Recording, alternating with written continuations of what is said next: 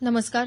आकाशवाणी औरंगाबाद केंद्राच्या सायंकालीन बातमीपत्रात मी वैभवी जोशी आपलं स्वागत करते. शेतकरी कर्जमाफीसाठी विरोधकांकडून सुरू असलेल्या गदारोळामुळे विधानसभेत आज सलग तिसऱ्या दिवशी कामकाज होऊ शकलं नाही. कामकाजाला सुरुवात होताच अध्यक्षांनी प्रश्नोत्तराचा तास पुकारला.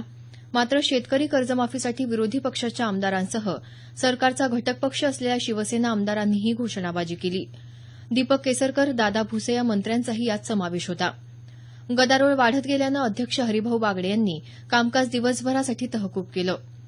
सदनाचं कामकाज आता 15 मार्चपर्यंत स्थगित करण्यात आलं आहे. विधानसभेला 14 मार्च, 21 मार्च आणि 22 मार्च रोजी सुट्टी देण्यात आल्याचं विधिमंडळ कामकाज मंत्री गिरीश बापट यांनी सांगितलं. तूर आणि कांद्याच्या किमती घसरल्यामुळे शेतकऱ्याची आर्थिक परिस्थिती बिकट झाली असल्यानं शेतकरी कर्जमाफी देण्याची शिवसेनेची भूमिका दादा भुसे यांनी सदनाचं कामकाज स्थगित झाल्यानंतर पत्रकारांशी बोलताना व्यक्त केली. दरम्यान शेतकरी कर्जमाफीसाठीच्या गदारोळातच राज्यपाल सी विद्यासागर राव यांच्या अभिभाषणाचा धन्यवाद प्रस्ताव कोणत्याही चर्चेविना मंजूर करण्यात आला. या प्रस्तावावर काल आणि आज असे 2 दिवस चर्चा होऊन मुख्यमंत्र्यांच्या उत्तरानंतर प्रस्ताव मंजूर होणं अपेक्षित होतं. विधान परिषदेचं कामकाजही शेतकरी कर्जमाफीच्या मुद्द्यावरून बाधित झालं होतं. चालू आर्थिक वर्षात फेब्रुवारी महिन्यात 6 लाख कोटी रुपयांपेक्षा जास्त प्रत्यक्ष कर संकलन झालं असून गेल्या वर्षीच्या तुलनेत हे प्रमाण 10.7% वाढलं असल्याची माहिती केंद्रीय अर्थमंत्री अरुण जेटली यांनी आज लोकसभेत दिली. अप्रत्यक्ष कर संकलनही 7.5 लाख कोटी रुपयांपेक्षा जास्त झालं असून गेल्या वर्षीच्या तुलनेत त्यात 22.2% वाढ झाल्याचं त्यांनी सांगितलं. घरगुती वापराच्या विना अनुदानित गॅस सिलेंडरच्या किंमतीत झालेल्या वाढीचा अनुदानित गॅस सिलेंडर घेणाऱ्या ग्राहकांवर कोणताही परिणाम होणार नसल्याचं केंद्र सरकारनं स्पष्ट केलं आहे. संसदीय कार्यमंत्री अनंत कुमार यांनी आज लोकसभेत काँग्रेस नेते मल्लिकार्जुन खरगे यांनी विचारलेल्या प्रश्नाच्या उत्तरात हा खुलासा केला. विना अनुदानित गॅस सिलेंडरच्या किंमतीत नुकतीच 68 रुपयांनी वाढ करण्यात आली आहे. वाशिम जिल्हा परिषदेचे कृषी विकास अधिकारी आबासाहेब धापटे यांना आज 2 लाख रुपयांची लाच घेताना अटक करण्यात आली. लाचलुचपत प्रतिबंधक विभागाच्या पथकानं सापळा रचून ही कारवाई केली.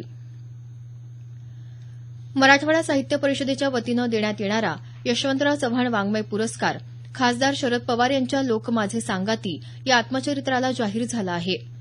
तर नटवर्य लोटू पाटील नाट्य पुरस्कार ख्यातनाम दिग्दर्शक जब्बार पटेल यांना जाहीर झाला आहे.